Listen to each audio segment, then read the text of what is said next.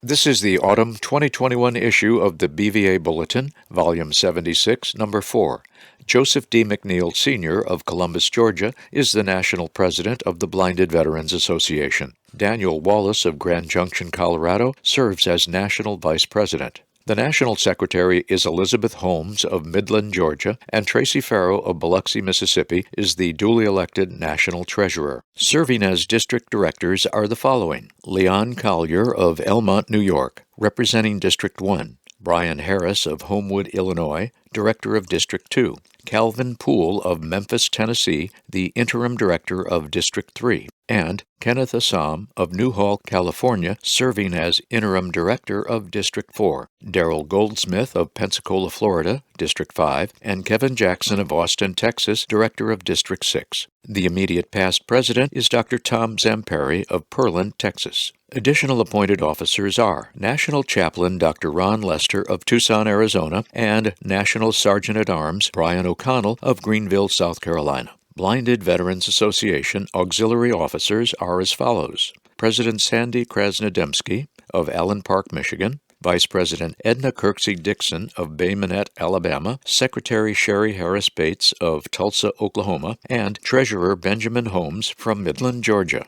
Patricia Hale of Deer Park, Washington, also serves as the auxiliary reporter and is the author of the Auxiliaries View column for this issue. BVA staff members serving the association's membership nationwide consist of Executive Director Donald D. Overton, Jr., National Service Director for Veterans Benefits and Policy James R. Vale, and Administrative Director Bridget Jones. Meredith Buono de Grassa is the new Director of Development. The Deputy Director of the Veterans Service Program is Dwayne Driscoll. The Deputy Director of Development is Andrea Malmer. Aaron McConnell and Sune Lucas are currently sharing temporarily the duties of the Deputy Director of Veterans Policy position. The Information Technology Specialist and Webmaster is Jordan Chesley. The Director of Public Relations and Editor of the Bulletin is Stuart Nelson. Kylie Fitzgerald is the Deputy Director of Public Relations and the Bulletin's Associate Editor. The voice of this issue of the Bulletin is John O'Leary. BVA National Headquarters is located at 1101 King Street, Suite 300, Alexandria, Virginia 22314. Each full-time headquarters staff member can be reached by dialing 202-371-8880 or toll-free 1-800-669-7079 and by then following prompts that connect the caller to the correct department. Email communication will be forwarded to the appropriate recipient when sent through BVA's general mail address, bva@bva.org. The Bulletin is published quarterly by and for all blinded veterans. There is no charge to receive the print version of the publication, which is available upon request of the National Headquarters to any interested individual or organization. Requests for multiple copies will also be honored whenever possible. An audio compact disc version is mailed to BVA members upon specific request. Other formats include a web-based narrated audio version with image descriptions, a PDF replica of the print version, and a descriptive email version transmitted as a Word document.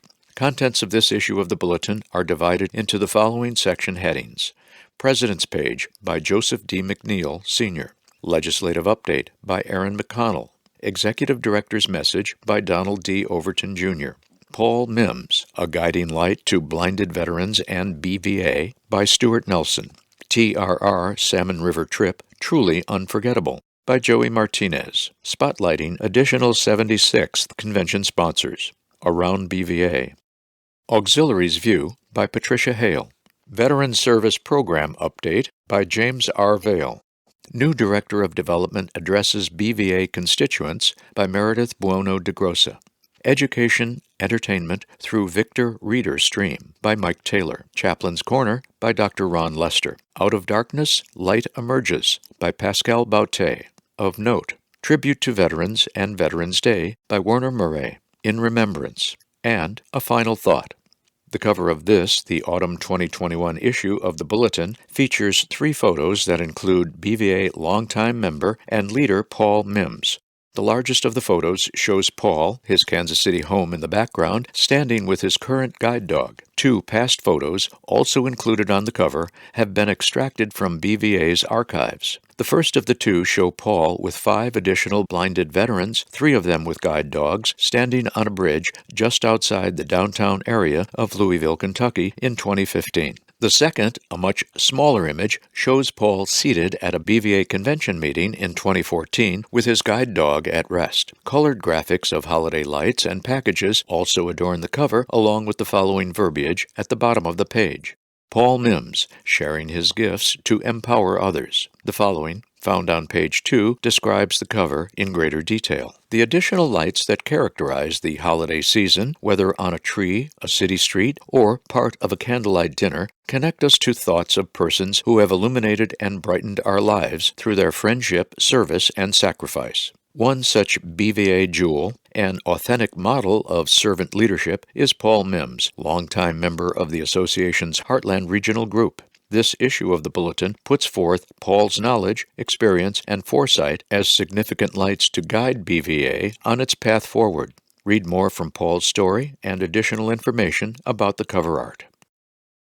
President's Page by Joseph D. McNeil, Sr.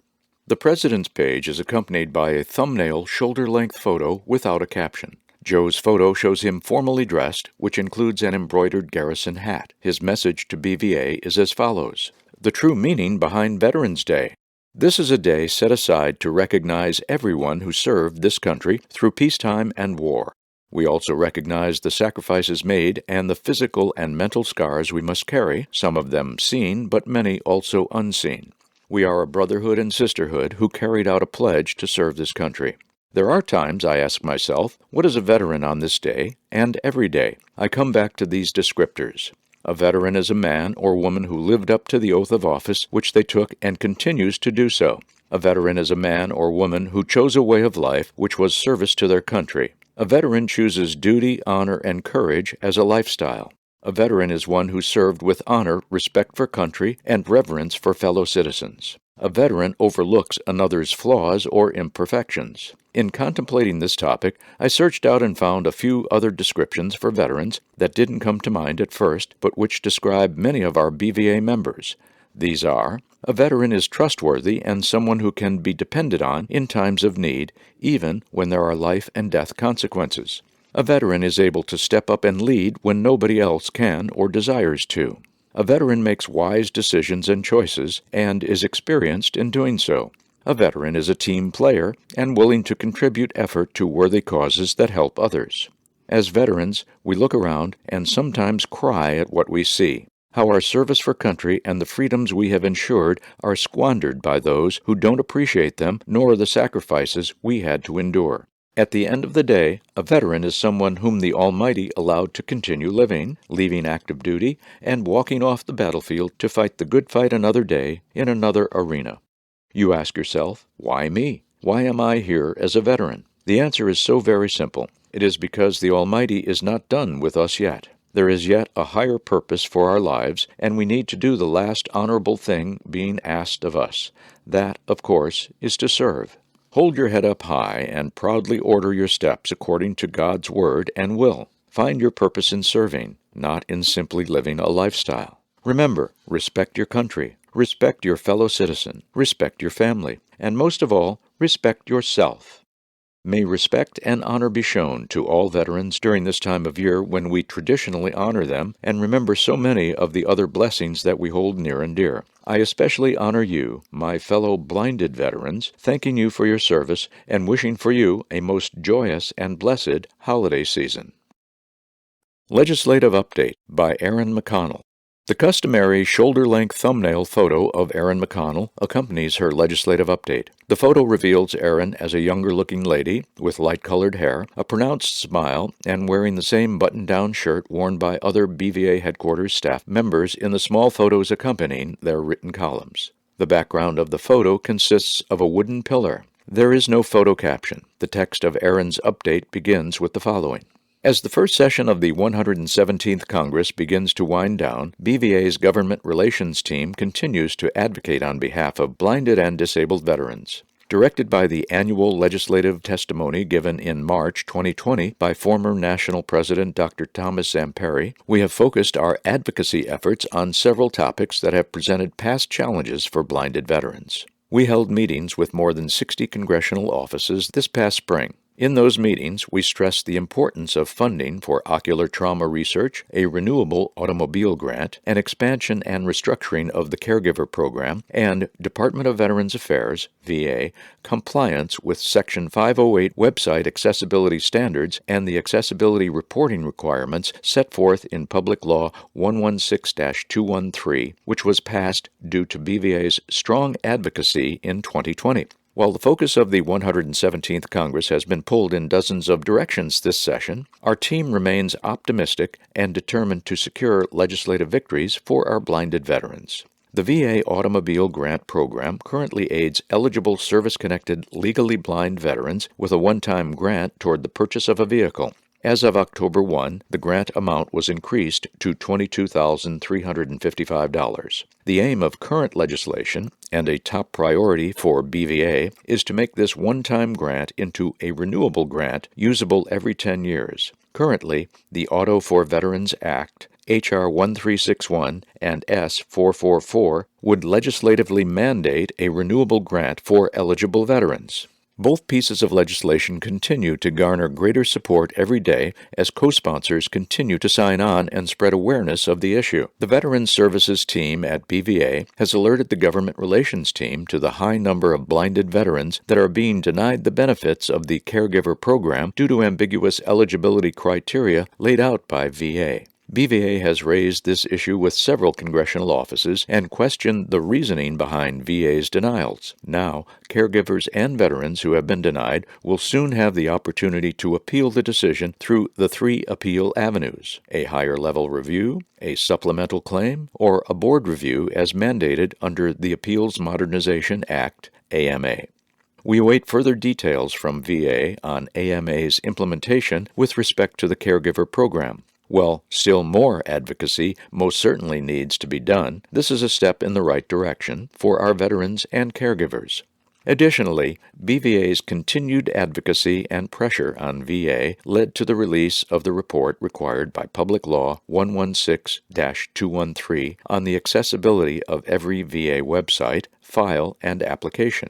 The report showed that a shockingly low percentage, approximately 7.7%, of all VA websites are fully accessible to the blind. These low numbers, combined with a lack of effort to form remediation plans in light of VA's staggering $4 billion annual information technology budget, demonstrate a lack of interest by VA in 508 accessibility compliance standards.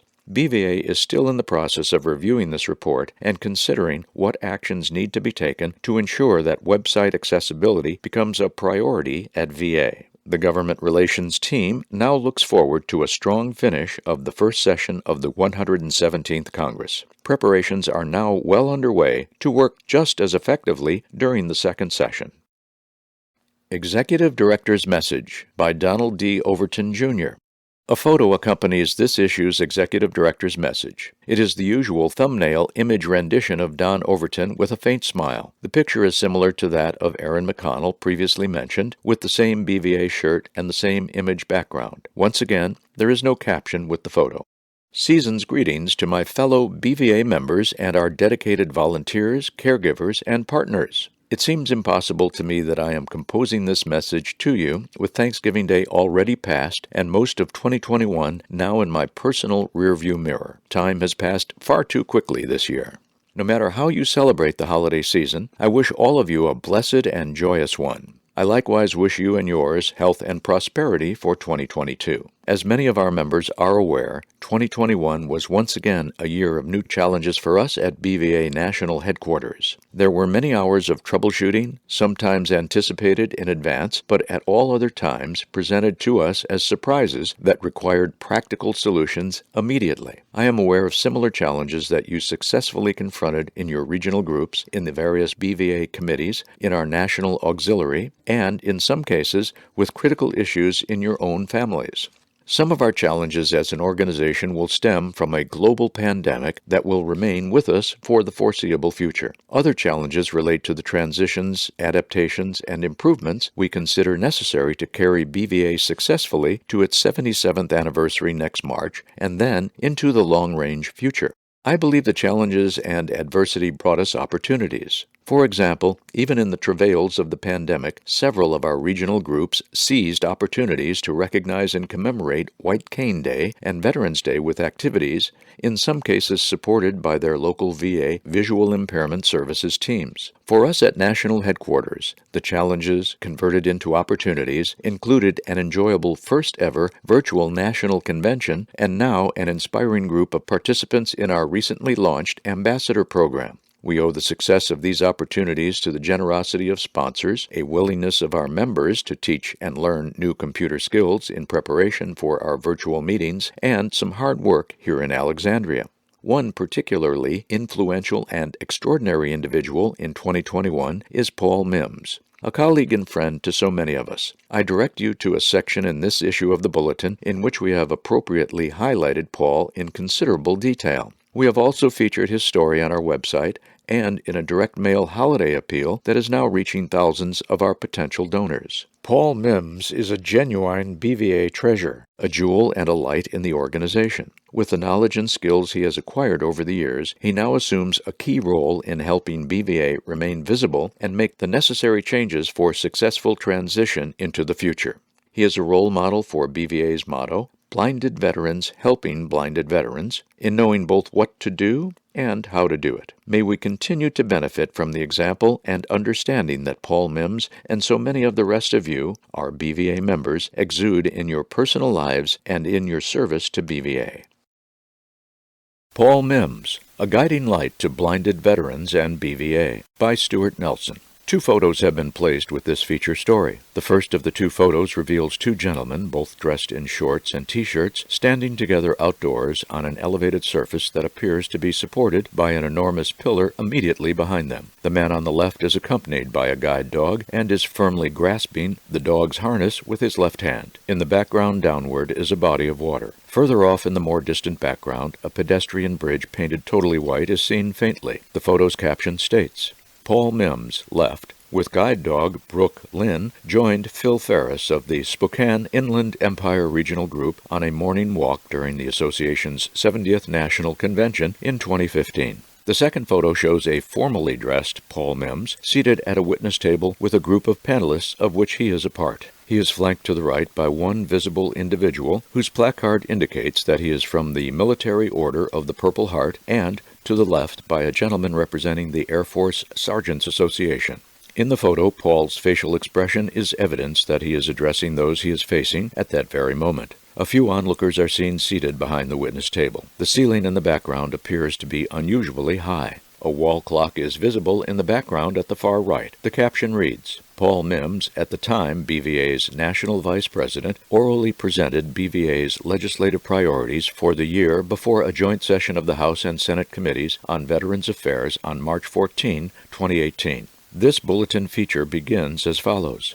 The holiday season is a time of light, both the symbolic light serving as a symbol in the religious commemorations of this time of year, and the light we see with our physical eyes, light emanating from a decorated tree, or from a candle on a holiday dinner table, or from an elevated spotlight on popular merchandise in a department store, or even from glittery colored sparkles on cookies and cakes. For Navy veteran, longtime BVA member, and Kansas City, Missouri resident Paul Mims, the light he sees is the same light he has unselfishly shared for the better part of 40 years, and which he continues to share today with his fellow blinded veterans. For Paul, his fellow veterans are also his colleagues, his advocates, and his friends. I am one fortunate enough to see, feel, and benefit from the light Paul shares with me as an important friend and confidant, said Don Overton. For me, Paul represents all that is positive, or should be positive, about BVA. Unlike draftees of the 1960s during the Vietnam War, Paul volunteered for military service, enlisting in the Navy in 1966. His plan was never a military career, but to fulfill a commitment and return to civilian life. He was stationed in San Diego for a year and a half before his deployment to Vietnam in January of 1968 aboard the World War II constructed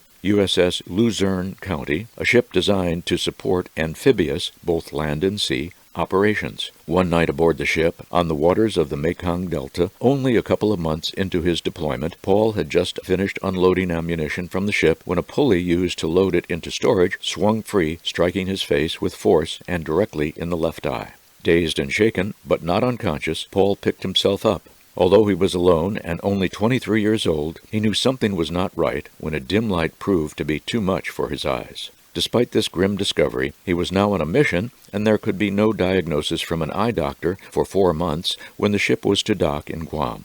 At the end of those 4 months, Paul had lost most of his sight in the left eye due to the onset of glaucoma caused by the pulley blow. He received a medical discharge and returned to a former job at a Ford assembly plant in Kansas City. Unfulfilled at the job, and now aware that he was a people person first and foremost, Paul worked in the retail industry for a time and then worked his way up to a manager position at a restaurant. It was at the restaurant that I believed I'd found my niche because I discovered how much I really cared about other people, both my employees as well as my customers on the other side of the counter, he said. Unfortunately, the motivation as a successful restaurant manager was soon delivered a blow in 1983 when Paul experienced symptoms of glaucoma in his previously good eye. He had faced a few safety incidents at the restaurant that he describes as more dangerous than any he'd even experienced in Vietnam. He realized he was now not able to see a lone customer approaching the counter with a weapon of any kind, and, with the realization that he could not protect himself or his staff, he felt that he needed to resign. When I reached acceptance that my sight loss was actually blindness, I went to bed one night feeling that there was no real reason to get up again, he said. I woke up and drank water, used the bathroom, and went back to bed with my whole thought process being, why me, for 3 entire days. Paul could easily have found a way to languish for years in the same surroundings and mindset, thinking that blindness had become the deal breaker that had ruined his life. Instead, he awakened after an epiphany of sorts that brought him instead to why not me, and a new personal mission statement that included all the things he still possessed that blindness could not take away from him.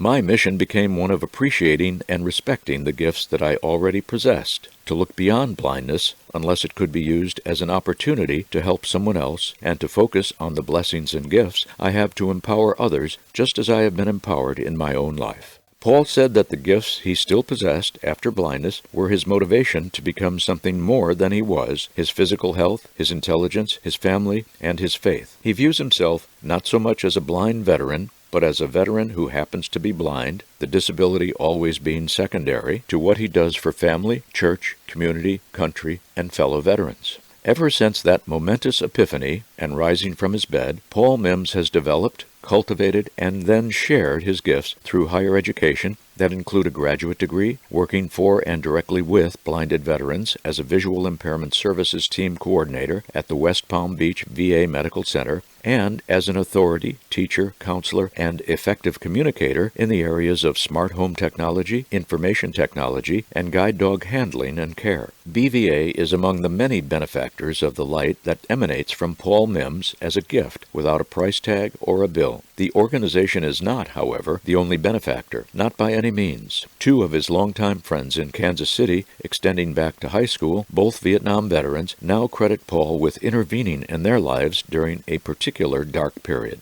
They credit me with saving their lives by simply directing them to counseling services through VA, he said. I had the knowledge, understanding, and training to get them to the right source of help. Paul's light, Don Overton says, is the wisdom and guidance he is sharing with BVA as the association meets the future as a more service-driven organization, just as Paul himself decided to make service the center of his own life nearly 40 years ago when he arose from the 3 transformative days in bed. With his historical perspective, paired with an appreciation for younger veterans, his gifts include the connecting links between a vibrant past and the brightness of BVA's future. The links Paul created for himself in his own life, remembering everything he still had after blindness, but knowing he yet had much to accomplish, is where BVA finds itself right now, said Don. That's why I look at Paul as a model for how we can modernize our work with a new generation of veterans with vision loss, accomplishing this critical transformation in the very areas in which Paul is so talented and capable. Among others, technology, guide dog handling, and the people skills to fellowship and be a true friend to everyone. TRR Salmon River Trip, Truly Unforgettable by Joey Martinez. Two photos, similar to one another, accompany Joey's account. The first of the two photos reveals a person seated in a blue kayak in the middle of extensive river rapids. Although a white helmet is visible, the only other portion of the individual that can be seen are two hands grasping a paddle, which is parallel to the water. The shore is close to the photo subject's right, but it is nothing more than one large rock formation and several smaller ones, the caption states. Joey Martinez steadily guides himself and his kayak through a series of cascades on the Salmon River, also known as the River of No Return, that traverses the mountains of central and eastern Idaho. The second photo shows Joey traversing calmer waters, this time in an orange kayak, but with a background shore that once again looks much like that in the first photo. The caption reads, "Flanked by calm waters, Joey Martinez appears poised and ready for his next river challenge." The feature begins. I don't really know where to begin. My first experience with blinded veterans and Team River Runner, TRR, was at an out-of-sight clinic in Montana where blind and visually impaired veterans were taught the fundamentals of kayaking. This was my first time kayaking and a very gentle introduction into my first whitewater experience. Fast forward a month, and I'm sitting at a campsite on the bank of the Salmon River with 19 other expedition members. Everyone is taking turns introducing themselves to the group, while mentioning their variable years of kayaking experience. Then it's my turn to speak. Hi, my name is Joey. I'm visually impaired and I have 6 days of kayaking experience. My lack of experience in kayaking, honestly, was irrelevant since I received phenomenal fundamentals training by TRR in Montana on this trip as I was assigned a cadre of rockstar guides. Furthermore, I was kayaking with another veteran on the trip who is completely blind and had kayaked the Grand Canyon. I was surrounded by a wealth of experience. The first few days were bursting with adventure and fun. I must have swum at least 7 times total over the course of many Class 2 and 3 rapids with a single Class 4 sneaking in. To say that I wasn't nervous would be a big lie. However, the expedition leader was always there to reassure our confidence and our abilities. Furthermore, my guides were always on top of every opportunity to teach me something and work on techniques, specifically advanced techniques in kayaking. Before every technical set of rapids, my guides would discuss the movements while making real-time spot maneuver callouts during the actual rapid itself. How they were able to yell over the sound of that turbulent water is beyond me. As the trip progressed, I took fewer swims until I wasn't swimming at all on Class 3 rapids. This is all due to the stellar guidance and instruction I was receiving from my guides. They were so patient to work with me on advanced kayaking techniques, and, if I took a swim, we would take the time to discuss what led to that event and how to prevent it on the next challenge. Our combined hard work culminated on a set of rapids called Elkhorn, a Class 3 plus rapid riddled with rocks and window shading holes. This was by far, hands down, my most pleasurable experience of the whole trip. My guides and I were perfectly in sync, making dynamic moves to the left and right as we dodged rocks and holes. I could hear my lead guide making hard directional commands, while the tail guide made precision corrections with the occasional paddle, paddle, paddle sneaked in. Despite the turbulent sounds of the river crashing over rocks and waves smacking us in the face, I could hear them very clearly. My team and I crushed the Elkhorn Rapids. I cannot express enough the gratitude and love I have for my guides and everything that they did to steer me down that river. As the trip continued, the level of quality training I was receiving was obvious in how we as a team would just crush rapid after rapid. The foundational and advanced training I received from TRR has granted me a new sense of independence that I otherwise would not have had. However, they also provided an organic environment for veterans, be it injured or not, to meet and share our experiences in the presence of nature. I hadn't really spoken of my injuries from my IED blast in years, but I found myself floating on the beautiful Salmon River amongst the valleys and mountains surrounded by veterans and sharing my story. It was truly peaceful and therapeutic. The healing that one can receive in the presence of nature is truly unmatched. TRR provided this healing for me and for many veterans on this trip. For this, I thank them from the bottom of my heart. Spotlighting additional 76th Convention sponsors. The Bulletin continues the recent BVA 76th National Convention initiative to feature organized profiles from each platinum, gold, and silver sponsor of the virtual event this past August. In this issue, the spotlight's focus is on Vispero, gold, the Low Vision Shop, silver, and Eschenbach Optic of America Incorporated, silver.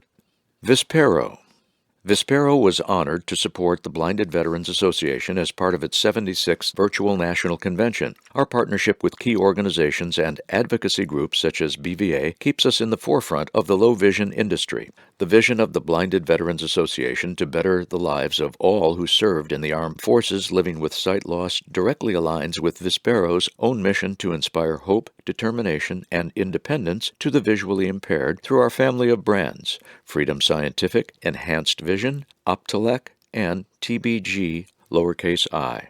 Although Vispero was officially formed in 2016, the four aforementioned brands share a long, rich history as industry leaders dating back to 1975. Vispero combines the two Latin words vicio and spero, with the vicio referring to vision and the spero to hope. Vispero is the world's leading assistive technology provider for the visually impaired. We develop and deliver innovative solutions for blind and low vision individuals that help them reach their full potential to gain an education, obtain employment, succeed in professional careers, and live independently throughout their lives. We are proud to operate in 90 countries worldwide with products localized in more than 24 languages. At Vispero, it is our goal to play an increasing role for those in need who may be coping with vision loss and to spread awareness so that optical, electronic video magnification, and speech solutions are readily available. And for people who feel they have exhausted all their options, we want to be a beacon of light offering useful cutting-edge solutions. As the prevalence of age-related eye disease like macular degeneration steadily rise, assistive technology plays an increasingly vital role, resulting in a growing demand for low-vision devices and service. Vispero is uniquely positioned to address these challenges head-on by providing the tools necessary to meet the needs of the low-vision population through a far-reaching distribution network.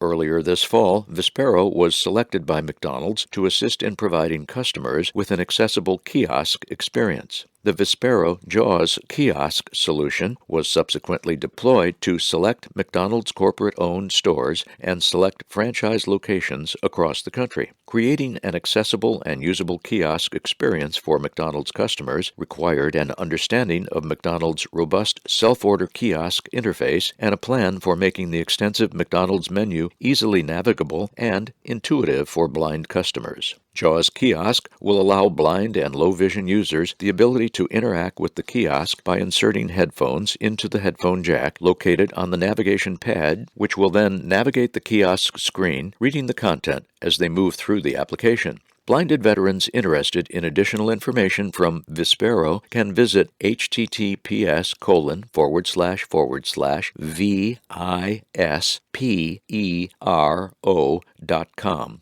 They can also email the company at info@vispero.com or call 727-803-8000, Monday through Friday during the hours of 8:30 a.m. until 7 p.m. Eastern Time.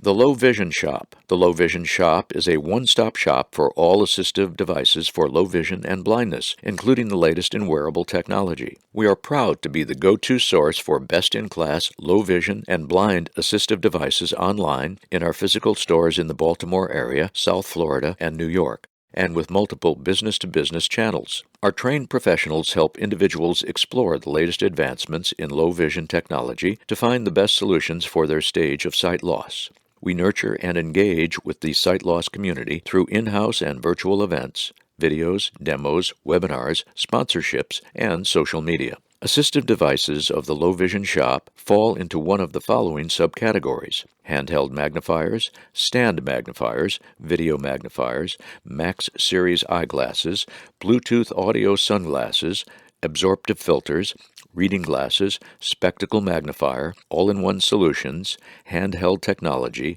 wristbands, home and office, orientation and mobility, and accessible cell phones. The Low Vision Shop was founded by Barry Asman of Baltimore, Maryland in March 2019. Barry has been connected to the marketing of assisted devices for more than 7 years. For more information, please visit https://thelowvisionshop.com.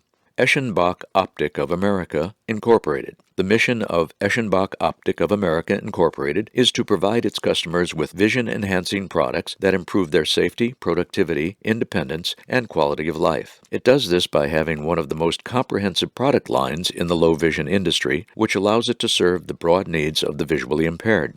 The company's products include handheld stand and spectacle magnifiers, as well as telescopes, contrast-enhancing filters, and video magnifiers.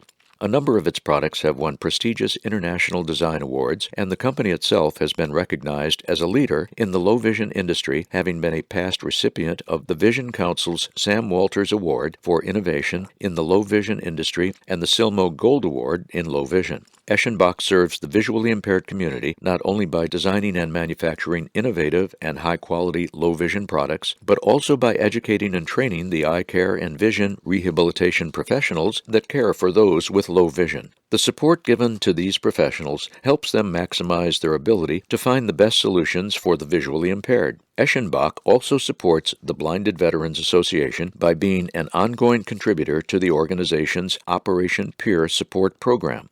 Eschenbach has also been a past donor of products to Volunteer Optometric Services to Humanity, Bosch, and Sightsavers America, an organization that supports visually impaired children and has been a past sponsor of the Fidelco Guide Dog Foundation. Around BVA, STARS to host winter VI veterans camps. Steamboat Adaptive Recreational Sports, STARS, will hold 3 visually impaired veterans camps this winter. Each of the 5-day sessions, scheduled for January 9 through 13, January 23 through 27, and March 13 through 17, is open to blind and visually impaired veterans throughout the country. Each camp, which will feature alpine skiing, Nordic skiing, snowboarding, and snowshoeing, has 15 available slots.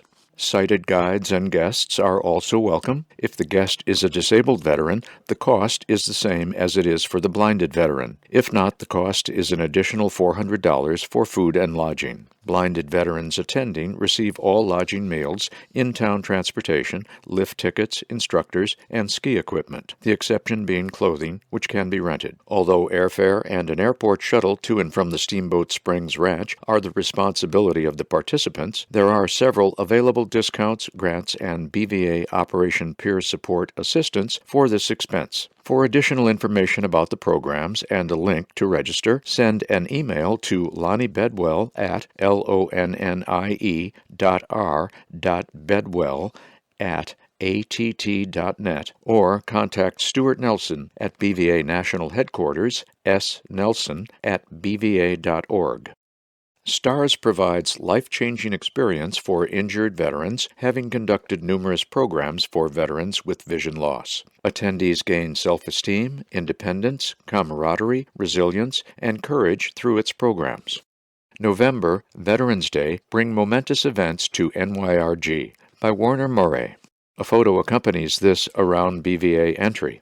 The image includes 3 items mounted on a wall at the Older Adult Center in preparation for the induction ceremony of Luther Richardson, described below. Included in the photo is a portion of the U.S. flag, a description of the Hall of Fame honor, and a chest-level photo of Luther Richardson. The caption states, "The New York State Veterans Hall of Fame inducted Brooklyn resident Luther Richardson of State Senate District 19 on November 11.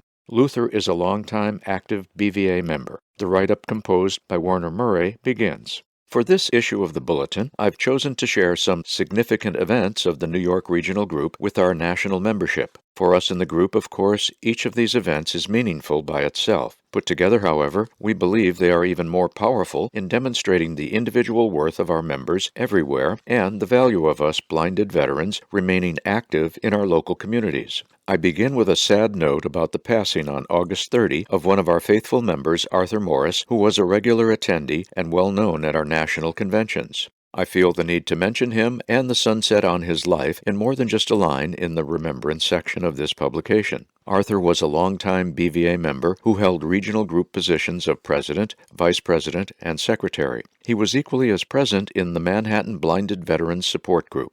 Arthur was a dedicated activist for the blind in his community and statewide. His greatest accomplishments may well be his marriage to his wife of 60 years and a daughter. On a somewhat cheerier note, I mention our beloved BVA Life member in the Bronx, Enrique Sanchez, 92 years young, on December 20. Enrique and his wife, Laura, had a surprise visit from their son and daughter over the Veterans Day weekend that meant the world to them. The always chipper Enrique admits to moving a little slower these days, especially having been largely confined during the pandemic. Prior to COVID-19, Enrique used only a white cane to navigate his way around, but now indicates that a wheelchair may be necessary for movement at the upcoming national convention. Enrique believes he has attended 43 consecutive in-person conventions, starting when Jimmy Carter was president. No one but Tom Miller could top him.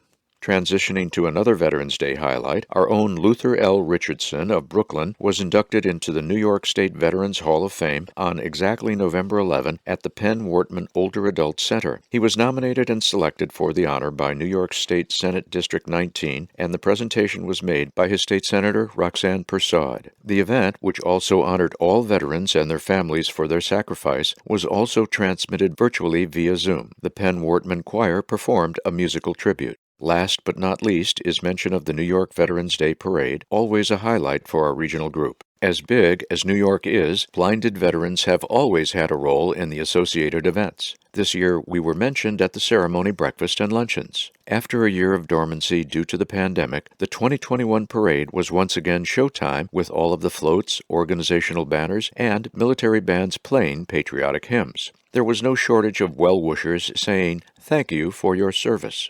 Columbus Chapter celebrates Birthday of Important Founder by Elizabeth Holmes. Shown in this brief blurb is a shoulder-length shot of an older-looking gentleman attired in a coat, tie, and black hat on which a BVA patch has been sewn. The man is displaying a faint smile. The photo's caption reads, "Otis Smith has played a key role in the Columbus Chapter ever since he helped found the group in 2003.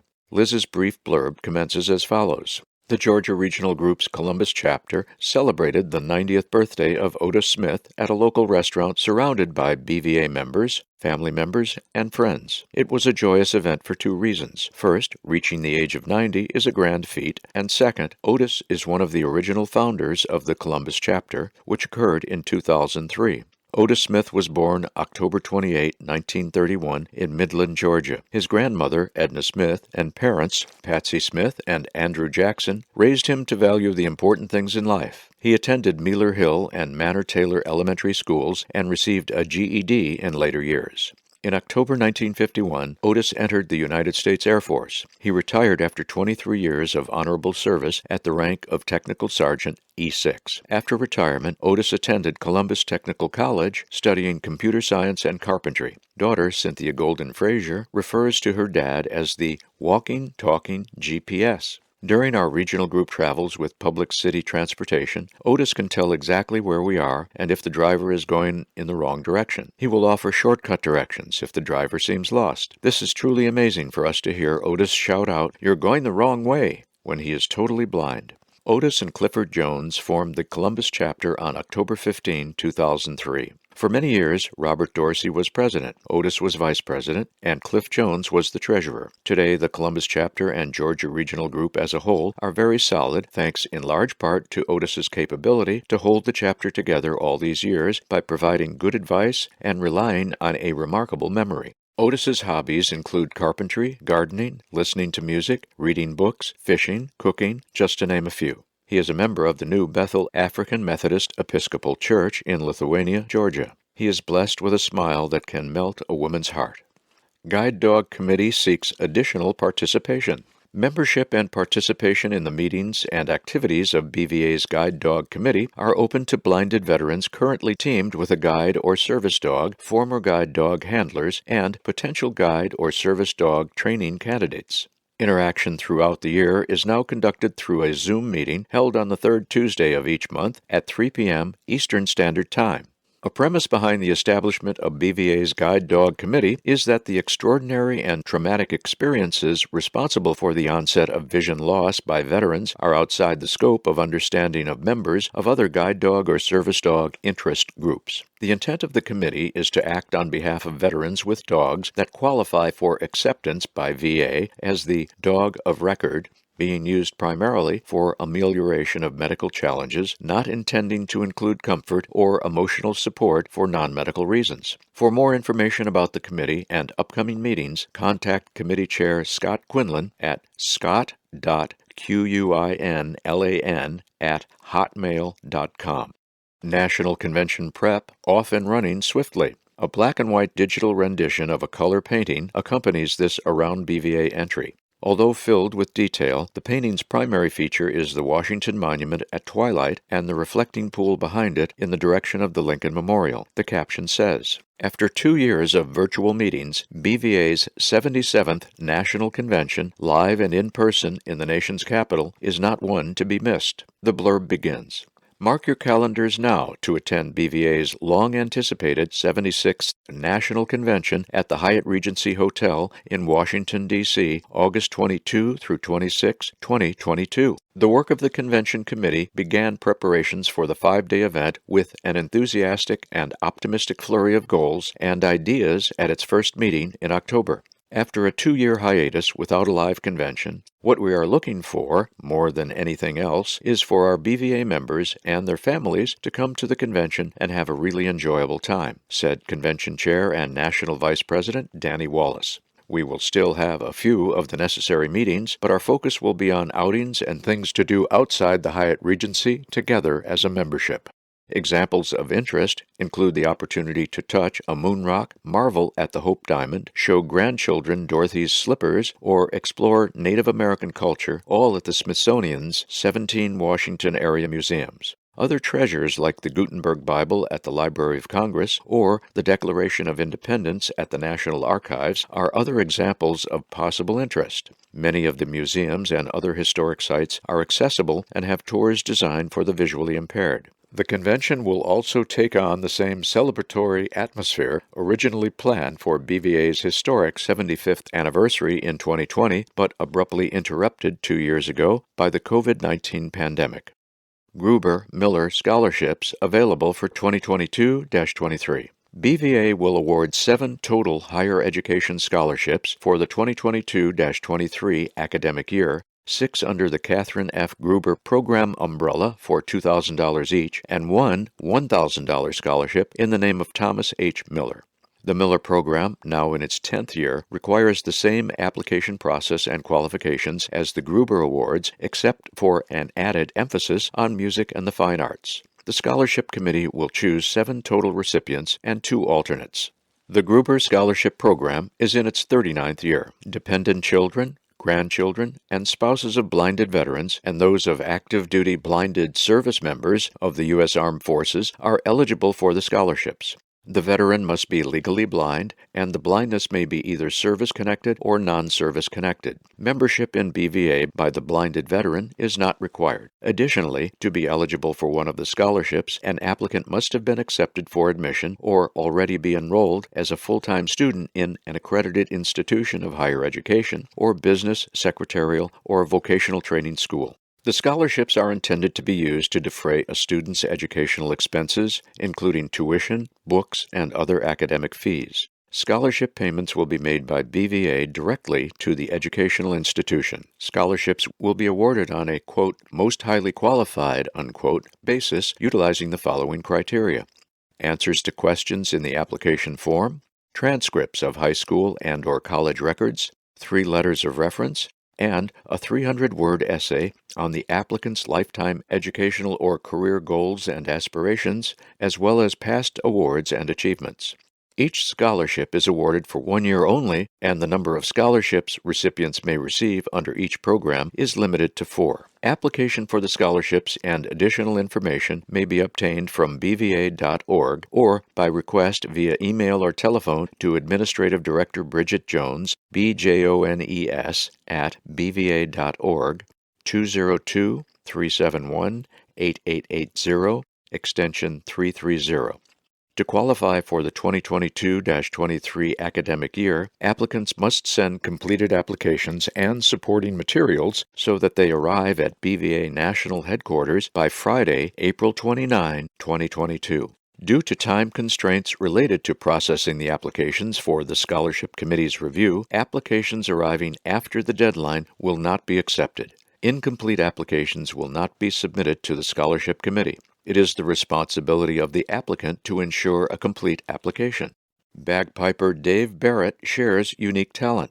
BVA member, U.S. Coast Guard veteran, and law enforcement veteran Dave Barrett of Haymarket, Virginia, Mid-Atlantic Regional Group, was diagnosed with retinitis pigmentosa, RP, in 2015. His grandfather had RP, so the diagnosis was not a total surprise to him. Even so, Dave has faced all of the same challenges as he adjusts to vision loss. Dave continues to work at his federal government civilian day job with U.S. Customs and Border Protection in the field of veteran support. He spends what is left of his available hours raising money for BVA as he busks, plays music in the street or another public place for voluntary donations, in specially selected public locations in the Washington, D.C. metropolitan area with his bagpipes and Irish whistles. Dave also participates in the weekly sessions of the current BVA Ambassador Training Program. If all that were not enough, Dave also gives private bagpipe and whistle lessons to gifted young student musicians in his local area, one of whom is a high school phenom who accompanied him and played at the recent Virginia Scottish Games during Labor Day weekend. My sight gets darker as every day passes, Dave muses on his YouTube channel, Vision Piping. But the trick really is to make sure your life doesn't get darker. Dave invites YouTube viewers to share in his busking experiences on behalf of BVA as he gradually experiences additional sight loss. More than 10 of his performances can currently be viewed on the channel. On July 4 of this year, Dave released an album of music entitled Starting to See, Tunes to Support Our Blinded Veterans, to give away with a request for a donation. All proceeds, he has determined, go to BVA. The album includes bagpipes, solo and band, whistles, and song. It is available in CD and also via digital download. To order a CD with a minimum donation of $15, use Venmo at Vision Piping or https://paypal.me/Vision Piping, and Dave will send out a CD once he also receives a name and an address in an email to visionpiping@gmail.com or via Facebook Messenger. The album can be downloaded at https://visionpiping.bandcamp.com/album/starting-to-see. Emerald Coast veterans receive autumn activities. 3 photos accompany this brief write-up. The first reveals a clearly happy gentleman in a pirate's fishing hat standing on the side of a boat. In his left hand, he is holding up a fishing rod, and in his right hand, he displays an orange-colored fish he has just caught, the hook still attached to the mouth of the fish. The caption states, Darrell Goldsmith with his fresh-out-of-the-water red snapper at fishing tournament. The second photo shows 3 male blinded veterans seated at a table in the outdoors. The table is covered by a banner containing 2 renditions of the BVA seal, the BVA name, and the name of the Emerald Coast Regional Group. On the table are BVA informational pieces and promotional items. Each of the men is holding up his white cane so high that it extends far beyond the heads of each one. All are smiling broadly, except the one seated at the far right. The caption reads, Left to right with BVA literature and giveaways galore, Paul Kaufman, Darrell Goldsmith, and Anthony Thompson enjoy White Cane Day together in the Florida outdoors. The third photo reveals 6 persons standing together, the same 3 veterans from the preceding photo. Additionally, a young lady and 2 junior ROTC cadets in full uniform, one on each side of the group. Each cadet is holding a rope that has been placed through a grommet in the banner referred to in the previous photo. It is apparent that the JROTC cadets are ready to carry and display the banner in a procession. The caption says, Left to right prior to downtown Pensacola Parade, Pensacola High School Junior ROTC Cadet Shivers, Paul Kaufman, Sighted Guide Unique Goldsmith Myrick, Darrell Goldsmith, Anthony Thompson, and Pensacola High School Junior ROTC Cadet Moore. The short article begins, "Blinded veterans of the Emerald Coast Regional Group have reinitiated their traditional White Cane Day and Veterans Day activities after what seemed like a forever hiatus due to COVID-19. Group members marched in 2 Veterans Day parades this year, one right after the other in Pensacola and then in Pensacola Beach. It was the first time the group was asked to join the second parade, thus adding a new tradition. Emerald Coasters gathered at 8 a.m. in downtown Pensacola and again at 11 at the Elks Lodge. The Elks provided lunch and graciously made golf carts available for veterans who could not walk the parade route. Highlighting Pensacola Parade for the regional group was the voluntary assistance of junior ROTC cadets from Pensacola High School who carried the Emerald Coast banner as the veterans marched. On White Cane Day, Director of District 5 Darrell Goldsmith, Regional Group President Anthony Thompson, and Secretary Paul Kaufman set up an informational and giveaway table in an open field at an exposition sponsored and hosted by Independence for the Blind of West Florida outside its facility. The event also featured door prizes, a cookout, and an address by Pensacola Mayor Grover Robinson III. It was great to get together with other blind persons, both veterans and non-veterans, to learn new things, said Paul. This was especially the case after nearly 2 years of this global pandemic that has seemed to squash all social interactions. Before the fall season officially took hold, however, Director of District 5 Darrell Goldsmith added to the recent activities. He participated in the annual Soldiers on the Water deep-sea fishing tournament on September 19. The run was a success. See accompanying photo. He was accompanied by BVA National Chaplain Charles Brooks of the Florida Regional Group. The tournament begins at Harbor Docks in Destin, Florida, and becomes a 4-hour journey in the Gulf of Mexico. Soldiers on the Water serves the local combat wounded with world-class fishing to express gratitude and build camaraderie through a shared passion for the outdoors, the Gulf waters, and the sport of fishing. Columbus Chapter unites for White Cane activity. An accompanying photo once again reveals a table. Although there are 4 persons present, only one of the 4, a lady, is seated at the table and looking at the camera. BVA literature is seen on the table. The site appears to be a porch that leads to the entry of a red brick building. The door to the building is situated in the middle of 2 large maps that are displayed. The caption says, "Left to right at BVA-NFB Collaborative Display Table." Elizabeth Holmes, NFB's Tracy Roberts and son Kevin, and Georgia Regional Group Second Vice President Jerry Bentley. On October 16, the BVA Columbus chapter of the Georgia Regional Group, together with 2 members of the National Federation of the Blind's Fountain City chapter, gathered in Uptown Columbus to promote White Cane Day, sometimes called White Cane Safety Awareness Day. Members were prepared to speak, give a brief demonstration on a device of their choice, and hand out information. We were here once again returning to activity by sharing our knowledge of the white cane as one of the most important tools in the blind or visually impaired person's toolbox for enhancing the independence and quality of life of the individual, said chapter historian Ricky Lynn. Graves, Shabazz efforts invigorate NJRG. 3 gentlemen dressed in casual business attire stand together, side by side, in an accompanying photo. The man on the far left is holding a white cane and wearing a fishing hat.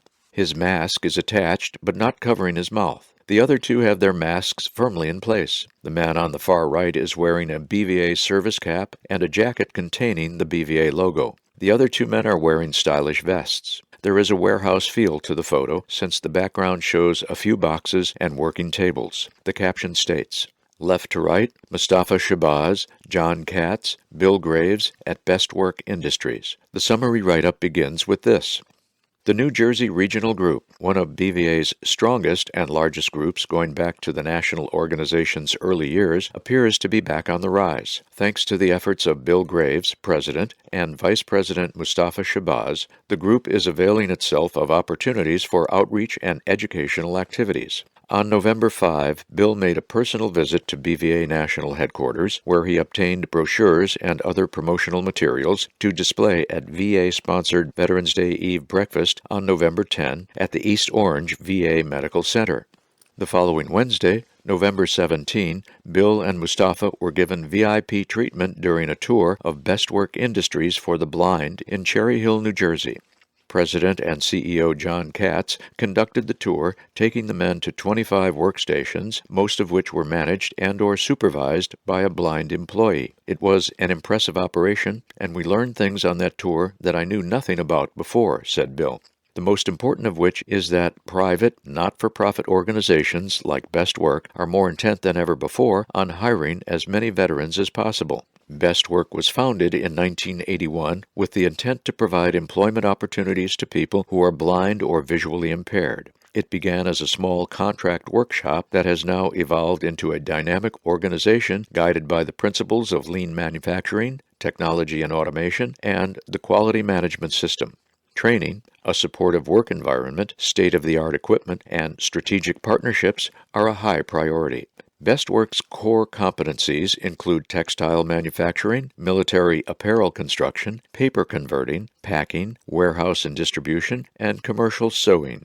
Display tables highlight SCRG outreach. A photo of still another display table, this one standing alone without a human component, accompanies the article. The table, round in shape, includes information about the Blinded Veterans Association and the Friendly Valley Veterans Club, known as a result of a BVA poster and a Friendly Valley wooden piece containing its name. A U.S. flag and a stand is situated behind and on the left of the table.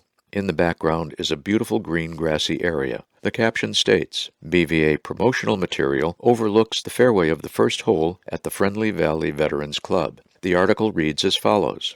The Southern California Regional Group took advantage of two recent opportunities to share information and reach blinded veterans. First of the two, held November 6, was a shared table with the Friendly Valley Veterans Club at the swap meet of the Friendly Valley Country Club. This year's meet overlooked the golf course, pictured above. Friendly Valley is a 55-plus retirement community located in Santa Clarita, California. The second opportunity came on November 10 at the annual Veterans Day tribute hosted by the Santa Clarita Senior Center. Because the center was closed on November 11, the tribute was held the day prior. BVA's display was located on the reception desk in the main lobby, along with the Santa Clarita Veterans Collaborative. Also on display were posters, including a BVA poster lining the route taken by more than 500 vehicles picking up lunches, compliments of the Senior Center. MARG members drawn to Fredericksburg 11-11 events. Two related photos go with the story. The first photo reveals three blinded veterans, each with a white cane and long-sleeved blue BVA Mid-Atlantic Regional Group shirts. The group is standing behind a wreath that is also labeled MARG Blinded Veterans Association. The two men on the left are wearing BVA baseball hats, while the lady on the far right is adorned with her black and red service cap. The group appears to be standing in a type of amphitheater with a structure of 5 pillars. Above the 5 pillars is bronze lettering that spells Our Fallen Heroes, all in uppercase letters. The caption states, left to right with ceremonial wreath, MARG member Ralph King, Secretary-Treasurer Hardy Alexander, and President Michonne Harrison. A second photo shows Michonne standing in the same general area with a lady dressed in a green blouse with a white jacket. The necklace of the latter features a U.S. flag at its very bottom. Michonne sports a serious look, while the unknown lady has a pronounced smile. In the background, portions of wreaths are visible, as are scattered ladies and gentlemen dressed in red shirts and service caps. This photo's caption reads, Michonne Harrison and Allison Hickey. The text of the entry begins, 3 members of the Mid-Atlantic Regional Group, MARG, were active participants in Veterans Day events, including a walking procession and a subsequent ceremony in the downtown area of Fredericksburg, Virginia. The events, organized by the Fredericksburg Area Veterans Council, FAVC, sparked the interest of Regional Group President Michonne Harrison, herself a resident of Fredericksburg, and she invited members of her group to participate. Hardy Alexander and Ralph King accepted the invitation and walked with Michonne 0.6 of a mile in the parade in near-perfect weather, carrying the BVA banner and adorned in their SupportBVA.org performance shirts and BVA Garrison caps. Hardy's brother, Jerry Alexander, U.S. Army retired, also walked in the procession as a sighted guide. Ralph and Hardy laid the MARG BVA wreath at the memorial site. This was a special time for Ralph, said Michonne. He had not been out of the house or participated in any events in the last year after losing the remainder of his sight to glaucoma. Michonne had previously participated in the BVA National Headquarters wreath laying at Arlington National Cemetery, but had not been involved in her hometown event until this year. Many of our members live a great distance away from Fredericksburg, so transportation was a major factor, said Michonne. Hardy and Jerry live in Hampton, a 2.5-hour drive from Fredericksburg, and Ralph lives in Stafford, still 20 minutes from Fredericksburg. They all came to my house, and we rode together from there with Jerry as our driver, she said. Jerry was a blessing. Anticipating the event and ordering the wreath was not without its stresses for Michonne, who had also contacted national headquarters about wreaths in the Washington, D.C. area. I was concerned for Hardy and Ralph since they have no sight, and, other than Jerry, we did not have any trained, sighted guides to accompany us, and a fall or other injury would have been devastating, she said. I wanted to ensure that we represented MARG and BVA with dignity, decency, and professionalism. More than 300 people attended the ceremony, with guest speaker Brigadier General Allison A. Hickey, USAF retired, former VA Undersecretary for Benefits, and current President and CEO of All In Solutions, LLC, of Fredericksburg.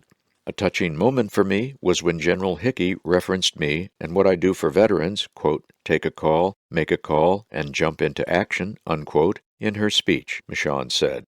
General Hickey had been directed to Michonne earlier by Lisa Gregory, past Disabled American Veterans, DAV, Chapter 7 Commander, and the current National Adjutant. Lunch was provided at the Fredericksburg Lodge of the Veterans of Foreign Wars.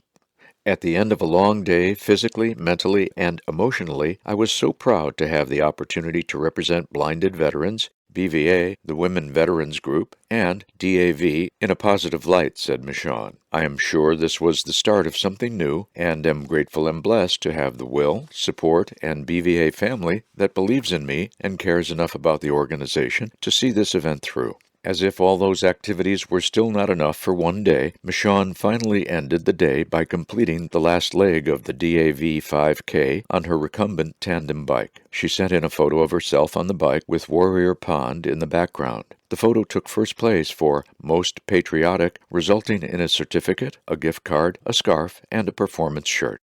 Don't focus on why me details recovery, resilience. A graphic image of the book referenced here is included with this Around BVA entry.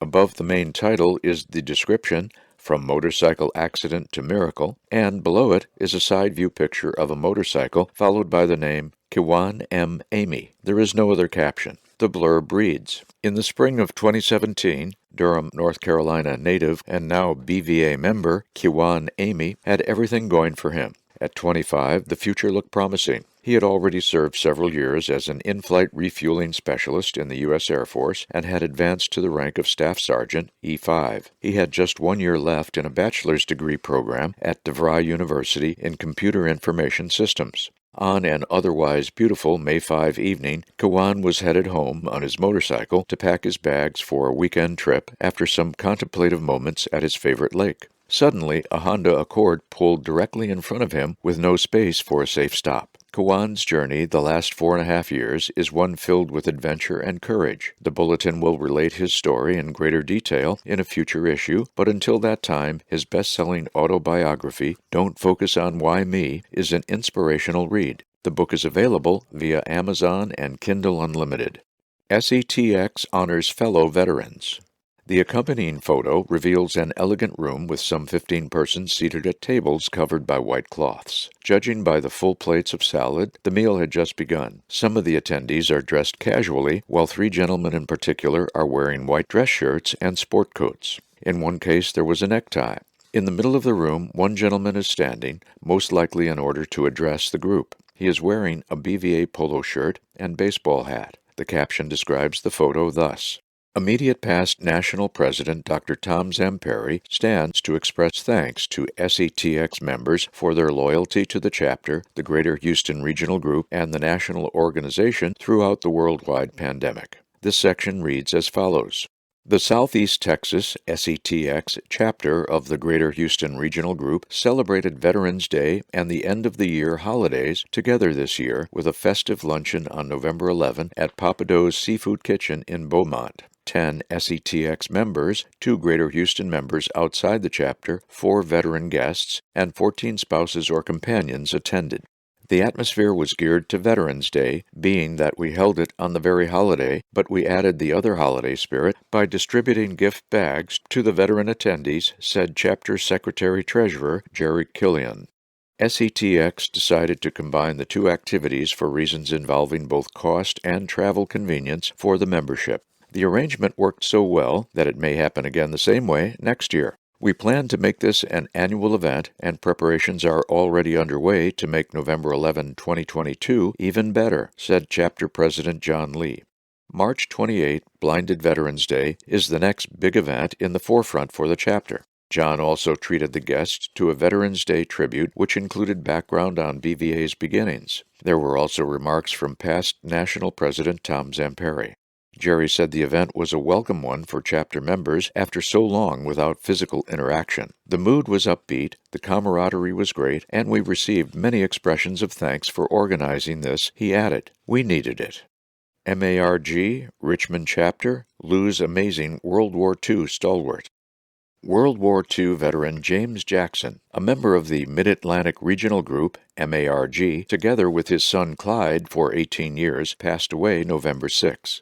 James celebrated his 98th birthday this past August 7. Mr. James was a gem, said Regional Group President Michonne Harrison, recognizing the void that now remains within both the Richmond chapter and MARG. Michonne's comment is supported by a quote in a feature story composed by Clyde almost exactly 1 year ago. When the time came for James to join BVA as a legally blind veteran, he was happy to do so. For now, James continues to bring both good humor and joy not only to his chapter and regional group, but also to his family and all who know him. Longtime regional group leader Herb Patterson represented the group in expressing the sadness its members feel. James was a strong supporter of the Richmond chapter, attending almost all the regional group meetings and arriving at the medical center for most of our events, said Herb. I called him Pop, and Pop will be missed. BVA of Tennessee hosts impressive fall activities. A photo accompanies this entry. It is an action photo of 3 gentlemen standing together but with a short distance separating them. The man on the left is smiling broadly. His facial expressions imply that he may even be laughing. He is the only one of the 3 with a BVA hat. The facial expression of a man in the middle, who happens to be holding a white cane and a leaf rake in the same hand, cannot be seen at all due to a large face mask. His seriousness is also evident because he is the only one of the 3 wearing work gloves. The man on the right is speaking into a microphone, indicating that the group could be spread out and numerous. The caption identifies them as follows. Tennessee Regional Group Chaplain Henry Harding, at far right, offers words of encouragement at Service Project October 9. At left, President Terry Richardson, and in center, Secretary-Treasurer Calvin Poole. The additional details of the group's activities are presented as follows. Members of the Tennessee Regional Group celebrated the opportunity to meet and work together in person with 3 autumn activities in the outdoors. On October 9, the group hosted a service project at its meeting place at the Memphis Athletic Ministries Park Golf Course to rake leaves, clearing a walk path for the public, and pick up trash along the fence.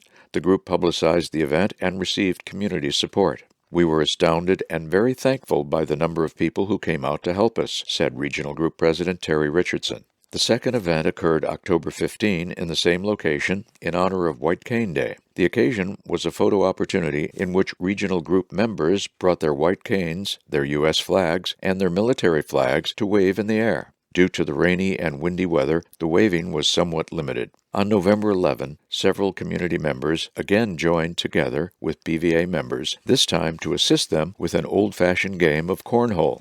We showed them our version of how Veterans Day should be properly celebrated, in this case with the cornhole, Terry said. Our members were filled with pride that day in having their bravery and service acknowledged and in being able to share their feelings with the community. Feldman BVAA funds support students. The Blinded Veterans Association Auxiliary, BVAA, will award two 2000 Renee Feldman scholarships and one $1,000 scholarship for the 2022-23 academic year. The annual scholarships are open to the spouses or children of blinded veterans. Membership in BVA by the blinded veterans is not required. To be eligible for a Feldman Scholarship, applicants must have been accepted at the school of their choice. The institution in question may be a vocational school, community college, four-year college, or university. The fees for the awards in all cases are paid directly to the school and are intended to defray the cost of tuition, books, and general fees. The application process for the scholarship includes supplying information about previous academic achievement, a statement of present goals and plans, a 300-word essay, and letters of reference. Completed application packets must be received no later than January 31, 2022. For details and to request an application, visit https://www.nbvaa.org educational-benefits-for-veterans.html or veterans.html or contact Scholarship Chair Sherry Nelson at 479-414-2996 or Bill Counter 3338 at AOL.com. First Day issue stamps from 1981 discovered, passed on to BVA. BVA members whose original membership predates 1981 may recall that the United States Postal Service, USPS, issued a special commemorative stamped envelope, size 6, to recognize and honor blinded veterans that year. Richard Smitty Smith, a friend and colleague of now deceased BVA member John Fales, who was instrumental in BVA's inclusion in the First Day cover series, mailed them to BVA National Headquarters. The envelope contains a Braille overprint for the first time in U.S. postal history. The overprint is located in the top right corner of the envelope. 3 envelope styles are also overprinted with a special cachet or printed design, and the 4th is a philatelic numismatic cover with an elongated commemorative penny. Above the Braille are the words, "Remember the Blinded Veteran." The price of the envelopes was 18 cents, the same price as a first-class stamp in 1981. USPS gifted hundreds of souvenir envelopes to BVA with the First Day cancellation of August 13, 1981. John Fales still had a large personal collection of the envelopes when he passed away 3 years ago. Thanks to Smitty, BVA now has approximately 70 of each of the envelopes designed with the special cachets. The cover with the penny is the only one missing. Please contact Stuart Nelson at National Headquarters to receive a free copy of one of each of the 3 souvenir envelopes. Bulletin Editor, The Beneficiary of Museum Visit with MARG President, by Stuart Nelson. A photo of 3 casually dressed and masked ladies accompanies this final Around BVA entry. The lady on the left has a firm grip on her white cane at the top. The other 2 ladies display their name badges using lanyards. In the background to the left is a wall with a comprehensive list of all the battles that have involved the United States Army throughout history. The caption reads, "Left to right, Michonne Harrison, Susan Fazakerly-Smulin, and Ariel Waldman." The account begins. As editor of the Bulletin, I prefer not to write in the first person. The focus should be on our BVA members, what they are doing, and their views on issues and events. Occasionally, there is an exception. In this case, I became, if only slightly, a part of the story and not the reporter exclusively.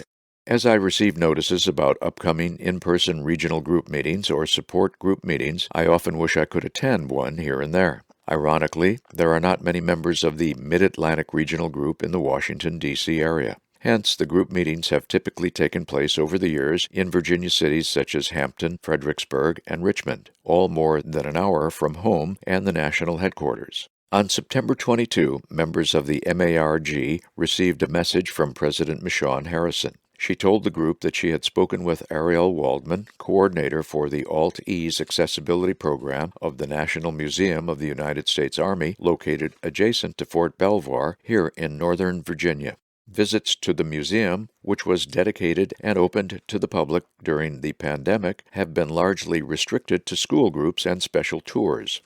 Michonne sent me a copy of the message, which outlined a special Saturday, October 9, 7:30 a.m. tour of the museum and asked me if I'd like to accompany the group. I jumped at the opportunity for some photo opportunities of the regional group at a location less than 25 minutes from my home, especially when the date was so close to White Cane Day. For Michonne, the distance was closer to a full hour on a Saturday morning, but she told me she would still be bringing the regional group banner with her. I still have to Uber all the way from Fredericksburg, Michonne told the group, but I think this is a great way to advertise BVA and celebrate White Cane Day. Driving into the museum at 7:20 and a little confused by the Fort Belvoir security, I saw Michonne at an entry point to the road up to the museum. It was not the way we had planned to meet, but a call to Miss Waldman confirmed the final 3-minute route. Learning from Michonne that other members of the regional group were not able to attend, I accompanied her through security, and we checked in for what was to be one of the most fulfilling museum visits I have ever had. The depictions, sound effects, and detailed explanations were truly astounding. At the end of our 90-minute tour, we were approached by the museum's public affairs officer, one of the persons largely responsible for the accessibility program and the museum's outreach to the disability community. She said her dad used to work for BVA. This, of course, led us to ask her name and the name of her father. It was Susan Smullen Fazakerly, daughter of Major General Richard Fazakerly, an employee of BVA's Field Service Program in the late 1980s and the organization's 30th national president from 1995 until 1997. Of course, I had once been told of Susan's role at the museum by Tom Miller, but I still needed a chance meeting to connect the dots. A huge expression of gratitude to Michonne for arranging my unforgettable, personalized tour of the National Museum of the U.S. Army, and to other members of the Mid-Atlantic Regional Group, a future visit to the museum is an absolute must. Auxiliaries View by Patricia Hale. Patty Hale's auxiliary view is accompanied, as usual, by the same half-length front view photo. In the photo, Patty is dressed in formal business attire and has a small name badge on her left lapel. There is no photo caption. Patty's column commences with the following: Seeking a BVA World in Confluence. Each of us should remember our responsibility as a BVA or BVAA member and participant to respect others, blinded veterans helping blinded veterans, and to be accountable for our own actions, words, and associates. Our rights cease when we infringe on the rights of others. Most of us prefer our worlds in confluence, where we can all, as BVA and BVAA members, equally possess the freedoms encompassed in life, liberty, and the pursuit of happiness without fear. Returning to the final paragraph of my previous auxiliaries view in the summer issue of the Bulletin, several points continue to remain important to me. First, the references to the Declaration of Independence and the Constitution of the United States. The Declaration states the purposes for beginning our new country, including the freedoms we enjoy as individuals and our right to possess them. The Constitution sets out the plans for governing our country, including a system of checks and balances, states' rights, and the first 10 amendments referred to as the Bill of Rights, which spell out some of our individual rights. Later amendments have clarified the original Constitution to satisfy evolving societal norms, equality, and rights. These and other documents form the foundation of our country. A subsequent point of importance is that our rights cease when we infringe on the rights of others. What does that mean? It means that if we wish to keep our rights, we have the responsibility to respect the rights of others, whose rights are equal to ours. That is why we have laws to punish those who infringe, as in the case of a thief who steals from another individual. Blinded veterans are part of a larger group of blind persons who regard their right to dignity as one of the most valued liberties they possess. Being dishonest or disrespectful to those who are blind strips their dignity away, just as a thief commits a burglary to take away material possessions. This is why our laws hold that it is illegal to take another's life, liberty, dignity, and property, and pursuit of happiness. There are many low vision and blind persons within BVA. The less sight one has, the more important or valuable is the individual's dignity. BVA members should be preserving the right to dignity of blind and visually impaired individuals everywhere. Next is to be accountable for our own actions, words, and associates. We must choose our associates carefully.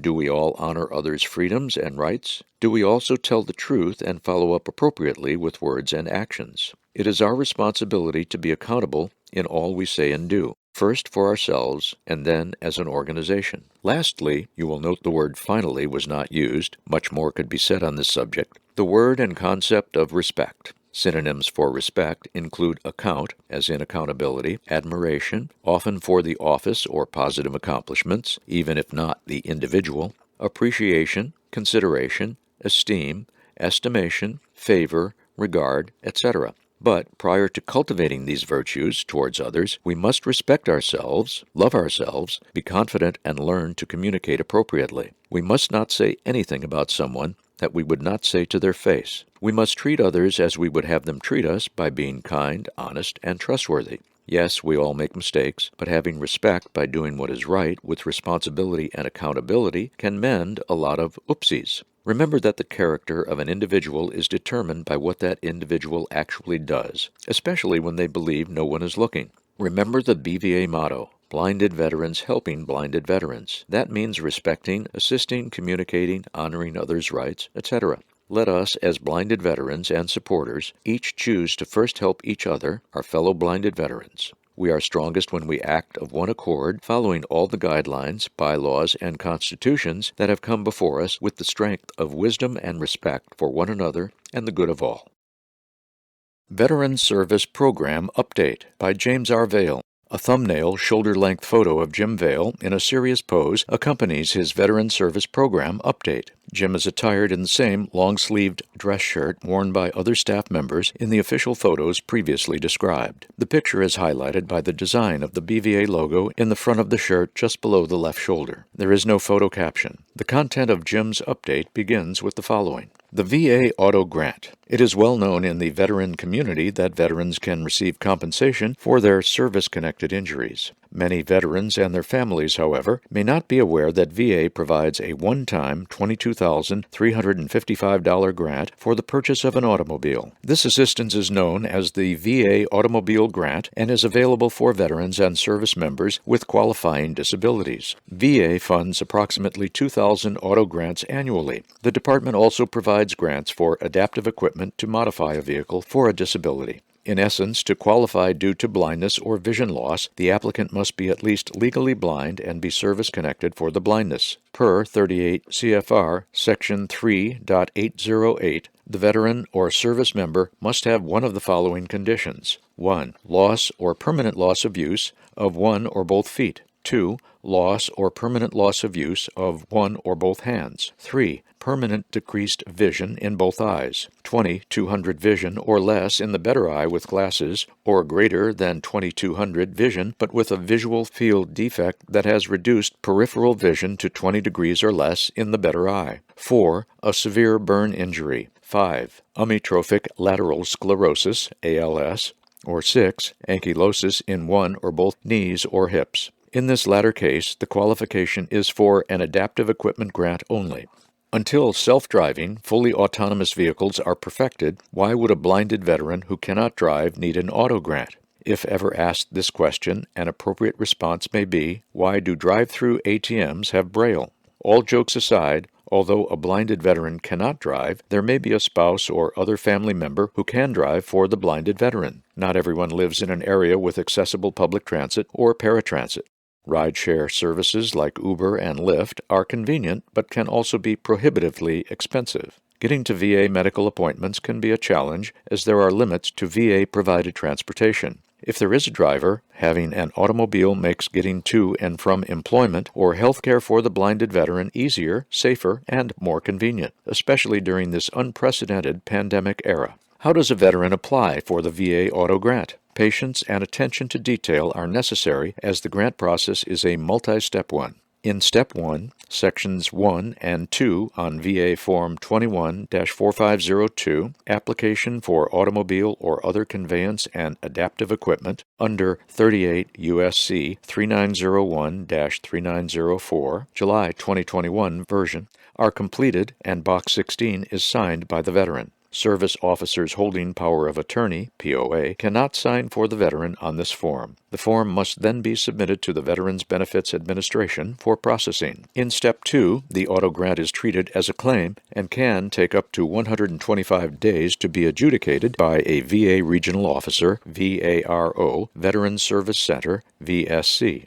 The adjudication will produce a rating decision. The claim can then be processed by any one of VA's 56 VAROs, which will verify the veteran's eligibility and certify in Section 3 that the veteran has never used the grant. The VARO will then mail the form back to the veteran. Step 3 entails the veteran taking the VARO/VSC certified 21-4502 form to a vehicle seller, such as a car dealer, and negotiating a purchase. The seller completes Section 4, and the veteran signs Box 33A in this section. The seller or the veteran mails or faxes Form 21-4502 and the sales contract to the Veteran's Regional Office of Jurisdiction, ROJ, which should be identified in the VA notification letter that was sent with the VARO/VSC certified 21-4502. Step 4 is the approval or denial by the ROJ's Finance Division, not the VSC, which will search VA's finance records and databases to see if the auto grant has ever been paid to the veteran. If no prior grant payment is found, the ROJ Finance Division will authorize the grant payment.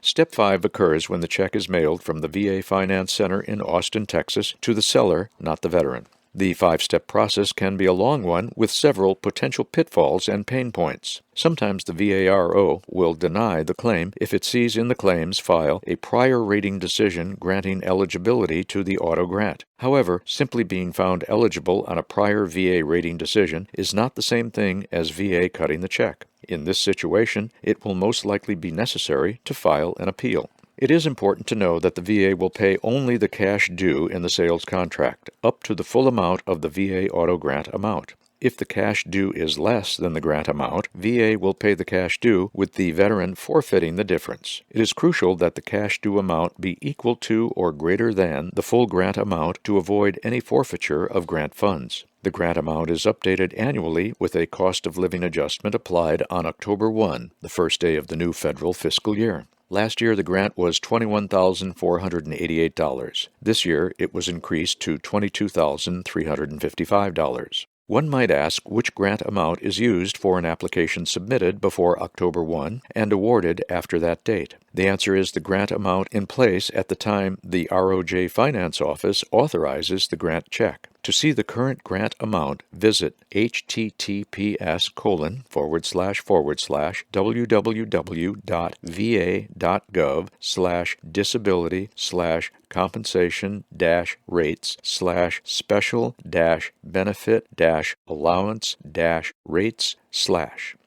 In these crazy times of supply chain shortages affecting the availability of vehicles at auto dealers, it is best to apply for the auto grant well in advance of any vehicle purchase. Doing so will shave off the 125-day wait for a rating decision and a VARO certified 21-4502.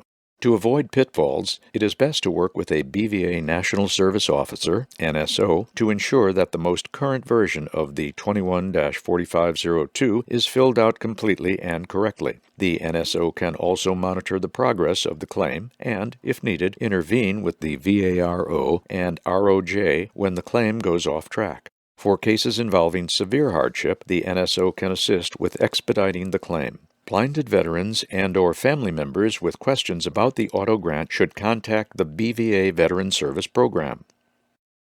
New Director of Development addresses BVA constituency by Meredith Buono de Grossa. I would like to take this opportunity to introduce myself as the newly appointed Director of Development with the Blinded Veterans Association. I bring with me over 20 years of development experience working with many nonprofit organizations to increase awareness and raise revenue through cause marketing and relationship building. I am honored to be part of the BVA family.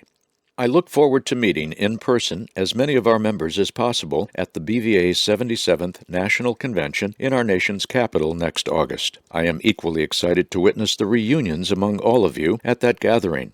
With the worldwide pandemic that has so tried our patience and resilience, the opportunity to reunite has been far too long in the making. We are all hopeful and optimistic that 2022 will bring us back together in a wonderful city and at a great venue. Notwithstanding the frustrations of the past 2 years for all of us, I have also observed during my brief tenure that BVA communications channels allow for enjoyable telephone conversations and virtual meetings. I hope that perhaps our paths will cross before next August and that I will already be acquainted with you when we meet in Washington. It is that time of year where we gather around the table with our families and friends to pause and reflect on things for which we are most thankful. The holiday season has always been my favorite time of year. I love the decorations and, of course, the food, but more importantly, I look for the opportunity to make a difference in the lives of others around me. This year, I am truly thankful for the privilege to work with BVA friends and donors who are committed to empowering blinded veterans. The holiday season also finds us in a position to honor the past and look towards the future. It also allows us to not only be thankful for our blessings, but to set goals for the future by empowering others. I can't help but feel inspired by Navy veteran and BVA member Paul Mims' quote in our holiday appeal. "My mission became one of appreciating and respecting the gifts that I already possessed. To look beyond blindness unless it could be used as an opportunity to help someone else and to focus on the blessings and gifts I have to empower others just as I have been empowered in my own life." I take these words of inspiration to heart as I embark on my new journey with BVA. My goals are simple but hopefully impactful: to make a difference in the lives of our blinded veterans by building meaningful relationships and increasing awareness and revenue for the organization. I hope to use my knowledge and professional experience to help guide our veterans through the year and into a brighter future. Happy holidays to you and yours, and blessings for a healthy and fruitful new year. Education Entertainment Through Victor Reader Stream by Mike Taylor, Florida Regional Group. While moving through my favorites on the Internet Radio toolbar of my Victor Reader Stream, VRS, a press conference broadcast on C-SPAN caught my attention. General Richard Clark, Commander of Special Operations, was answering questions. General Clark's answer to a reporter's question, "What do you listen to when working out?" was 2 podcasts: What It Takes from the Academy of Achievement and Softcat from the U.S. Special Operations Command. Since signing up for these podcasts, I have become a regular listener. Additionally, I learned of a 3rd podcast, World News with BK. BK shares his opinions of the news he reads, but be forewarned that his language can get salty. You can bounce around on the VRS as programming or your mood changes. By adding favorites, it is easy to go to and from different sports, news, and other types of broadcasting. During a broadcast of the Grand Ole Opry, I bounced back and forth between a book and the show. In many ways, it puts users of the VRS on a par with operators of television remotes. My main purpose is to point out the many sources of information and entertainment available on these easy-to-learn and use devices. Once you get started, it becomes obvious why many blinded veterans keep them in almost constant use. The References bookshelf allows you to look up items on Wikipedia or Wiktionary. Some of these articles can get lengthy. It is possible to save the article on the reference bookshelf or move it to store on the SD card.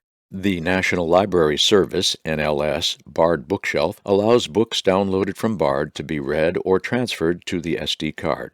Other materials such as magazines, music, musical instructions, and lectures are also available. New materials are constantly being added from NLS, state libraries, and now other countries. The podcast bookshelf offers newly released items to be added when the VRS has an internet connection. The default is for 3 issues of a podcast to be downloaded. Once an issue of one podcast has been deleted or moved, new ones can be added. If you sign up for many podcasts, it can keep you busy while getting informed and being entertained. It is possible to add bookshelves for Newsline, Bookshare, and other sources of information. However, the VRS has limits. For example, it does not have an internet browser. There are services accessible with smart devices that are beyond the capability of the VRS. Many blinded veterans choose the simplicity of operating the VRS for listening to books and other programs. Additionally, the VRS is a digital recorder. Pressing the record button on the right side of the VRS enables us to record notes or internet radio programs. The quality of the recordings with the built-in microphone is quite good. In the 2021 era of still rapidly advancing technology, I continue to find great satisfaction and enjoyment from the marvels of the Victor Reader Stream. Chaplain's Corner by Dr. Ron Lester. A thumbnail head and shoulders smiling photo of Dr. Lester is located at the beginning of his Chaplain's Corner. The lapel of a plaid sport coat, shown as gray, is visible above a colored dress shirt. There is no caption with the photo. Dr. Lester's column reads, "I was meditating during the morning. I composed this article thinking about the best Thanksgiving I ever had as a child. In 1957, on the Wednesday before Thanksgiving Day, several of my uncles, aunts, and all the cousins came over. All the men and boys went hunting for squirrels, as that year we had the best pecan crop ever, and the squirrels knew it. There were more than 300 pecan trees, and they were just full of squirrels.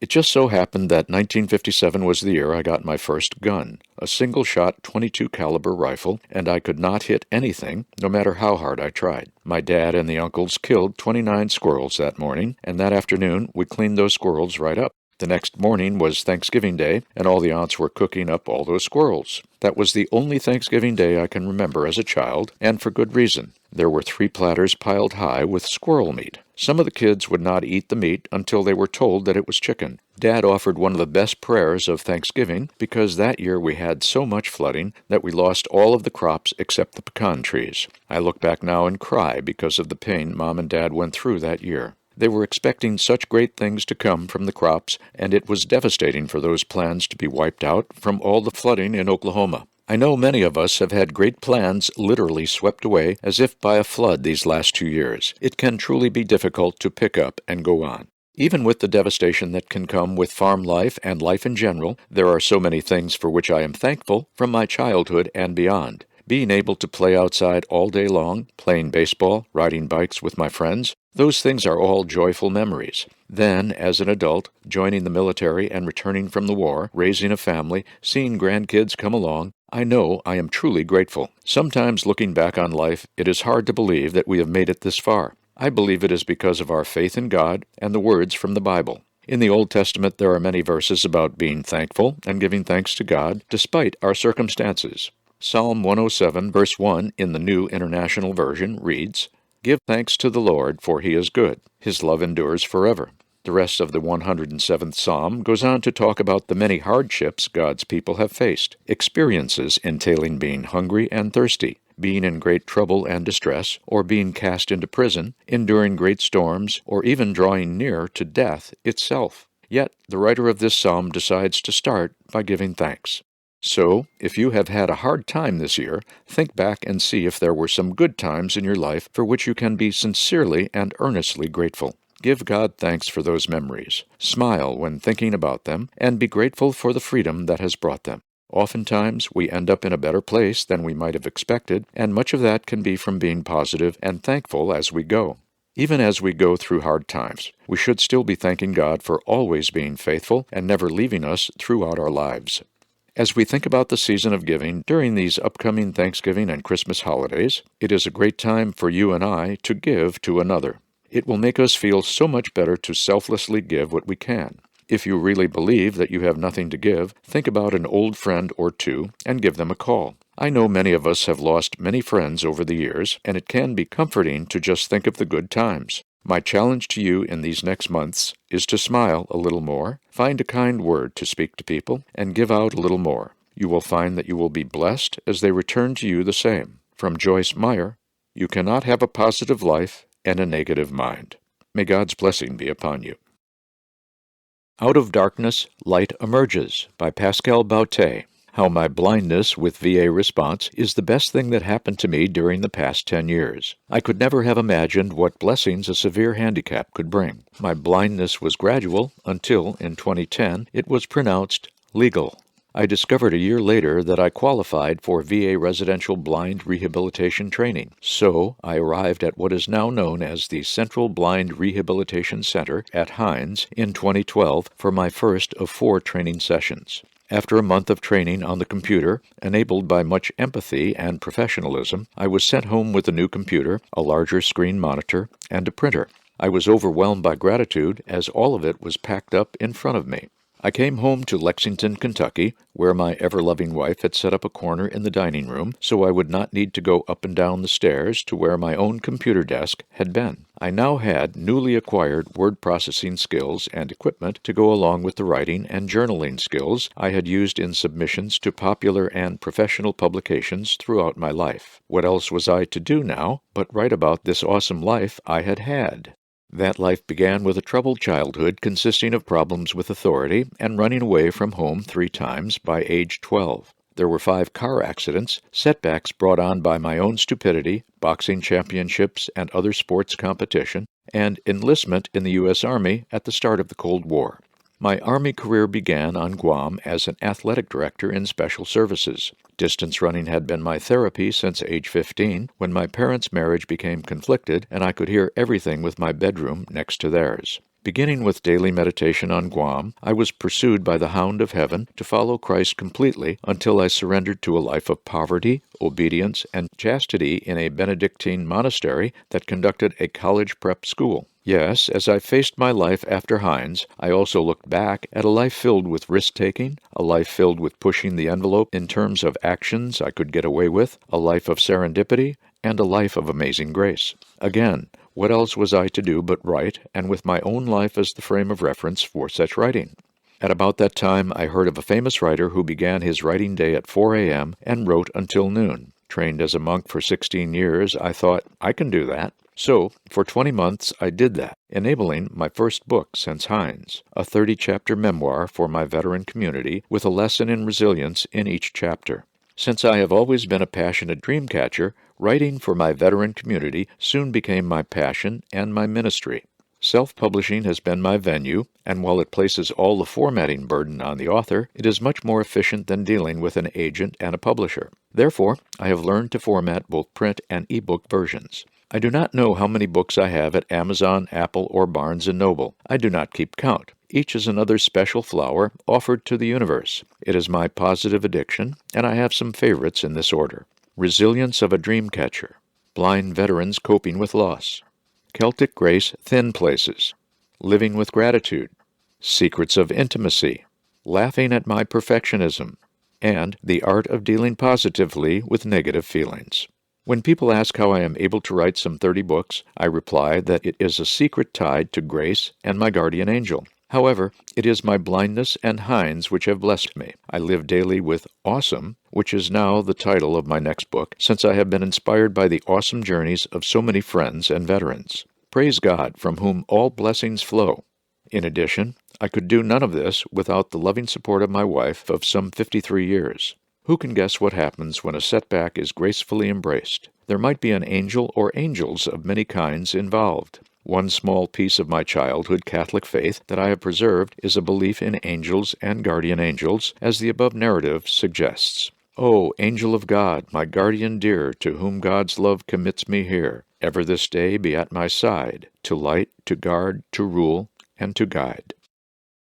Of note, robotic cane with 3D camera to facilitate indoor navigation. A recent study co-funded by the National Institutes of Health's National Eye Institute, NEI, and the National Institute of Biomedical Imaging and Bioengineering, NIBIB, has resulted in the development of a robotic cane equipped with a color 3D camera, an inertial measurement sensor, and its own onboard computer. News about the technology was announced in a release prepared and distributed by NEI on September 8.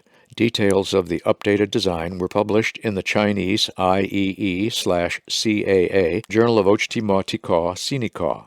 The device could offer blind and visually impaired users a way to more safely and effectively navigate indoors. When paired with a building's architectural drawing, the cane can accurately guide a user to a desired location with sensory and auditory cues, in the process helping the user avoid obstacles like boxes, cords, or cables, furniture, and overhangs. Blinded veterans who use GPS devices outdoors are aware of the applications that can provide navigation assistance with potential obstacles such as crosswalks. Until now, however, large spaces inside buildings have been a major challenge. Incorporating building building floor plans helped until long distances resulted in the buildup of inaccuracies in the user's location. To help correct this issue, researchers added a color depth camera to the system. Using infrared light, much like a mobile phone's front-facing camera, the system can determine the distance between the cane and other physical objects, including the floor, features like doorways and walls, and furniture. Using this information, along with data from an inertial sensor, the cane's onboard computer can map the user's precise location to the existing architectural drawing or floor plan, while also alerting the user to obstacles in their path. While not yet market-ready due to its larger than normal size and heavier than usual weight, look forward to the introduction of a more modern white cane in the not-too-distant future. Max Cleland was true BVA friend and advocate. One of BVA's prized archive photos, now hanging in a hallway at the national headquarters, accompanies this of note entry. The image reveals two gentlemen formally dressed in sports coats and ties, one standing on the left and the other seated in a wheelchair. The man standing is grasping with his right hand the left hand of the man in the wheelchair. The eyes of the standing gentleman, who is displaying little emotion, indicate that he is blind. The man in the wheelchair, however, is smiling broadly. Worthy of note also and revealing of the time period are the wide ties and the light-colored plaid jacket of the blind gentleman. A portion of a U.S. flag is visible to the right of the two. In the background, the lower half of the Veterans Administration logo is seen. The full image of that logo is seen in background wallpaper filled with tiny renditions of it. The caption reads, "Standing at left, BVA National President Ron Miller with Max Cleland in November 1978. The brief blurb begins. Disabled Vietnam War veteran Joseph Maxwell Max Cleland, a former VA administrator and one-term U.S. Senator from Georgia during 1997 through 2003, died at his home in Atlanta from congestive heart failure on November 9. He was 79. Cleland also served as Georgia Secretary of State from 1983 until 1996 and as a Georgia State Senator from 1971 to 1975. Cleland was an Army captain in Vietnam on April 3, 1968, when he lost both legs and an arm in a grenade explosion near Khe Sanh. Before Vietnam, Cleland had been an accomplished college swimmer and basketball player, standing at 6'2" and beginning to develop an interest in politics, which he successfully pursued at age 28, just 3 years after his injuries. Cleland had already earned a bachelor's degree from Stetson University and master's degree from Emory University before entering the Army as a communications officer and later qualifying as a paratrooper. He volunteered for duty in Vietnam. Max Cleland was one of the most remarkable persons I have ever met in my life. Former Georgia Governor Roy Barnes is quoted following his passing. "I will miss his laughter and good cheer, his optimism in the face of tragedy, and his courage to persevere." Some 12 years before VA became a department and the top position a secretary, Cleland was nominated at age 34 as the Administrator of Veterans Affairs by President Jimmy Carter. He was the youngest person and first Vietnam veteran to be nominated for the post. He won quick and unanimous approval by the Senate Committee on Veterans Affairs and was confirmed by the full Senate minutes later. As the VA administrator during Dr. Ronald L. Miller's terms as BVA National President and later as a member of the Senate VA Committee, Cleland was a strong advocate for both BVA's legislative priorities and VA services for blinded veterans, hosting BVA's Legislative Committee in meetings on Capitol Hill and co-sponsoring legislation. Following an unsuccessful run for a second term in the Senate, Cleland was appointed Secretary of the American Battle Monuments Commission by President Barack Obama, where he served for 8 years throughout Obama's 2 terms as president. He retired permanently in early 2017. VA releases new strategy to secure veteran information. A newly published cybersecurity strategy aimed at protecting against exposure of veterans' personal information or the corruption of critical data was released by VA on November 4. The strategy outlines 5 goals focused on maintaining a robust and resilient technology environment that advances VA's mission, including securing and protecting VA and veteran information, protecting information systems and assets, leveraging innovation to strengthen cybersecurity, enhancing cybersecurity through partnerships and information sharing, empowering the VA mission through cybersecurity risk management. As we continue to rapidly advance technology across VA, this strategy provides an agile framework to address the challenges of today and adapt to the technologies and threats of tomorrow, said Secretary McDonough. This comprehensive approach practices accountability and transparency while remaining hyper-vigilant of cyber threats, charting a course for success at the individual and enterprise levels. Scholar says disability drives innovation for all. Catherine Kudlick, director of the Longmore Institute on Disability at San Francisco State University, has concluded that technologies developed by or for people with disabilities have inevitably improved the quality of life for everyone and continue to do so. In an October 14 New York Times On Tech report by Shira Ovid, Dr. Kudlick begins with the example of audiobooks first developed primarily for the blind, but which found their way to popularity after World War II in the form of cassette tapes, compact discs, and now smartphone apps that make listening to books more convenient than reading them. Ovid references Robert Irwin, former executive director of the American Foundation for the Blind, for spearheading a program in the 1930s to develop gramophone records of narrators reading books out loud. Back then, only 10 to 20% of Americans who were blind, including blinded veterans from World War I, could read Braille. The U.S. government helped fund record players for the blind and low vision, and talking books on records were soon distributed through libraries. Hearing aids have a similar evolution, having been one of the earliest commercial proving grounds for the computer chips that are now in everything from fighter jets to an average refrigerator. Likewise, curb cuts in sidewalks were developed for people who use wheelchairs, but proved useful for many other people.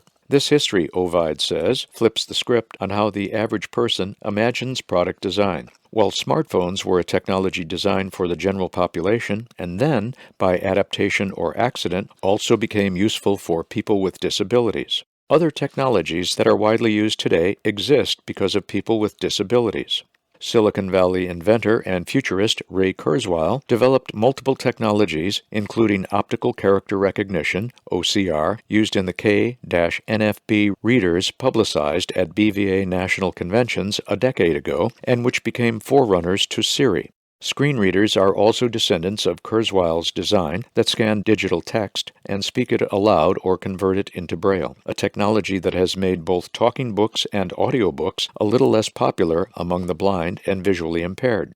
Ovid concludes that it feels only appropriate that one technology initially designed for blind people has been at least partially crowded out by another that has even greater use, productivity, and enjoyment for them.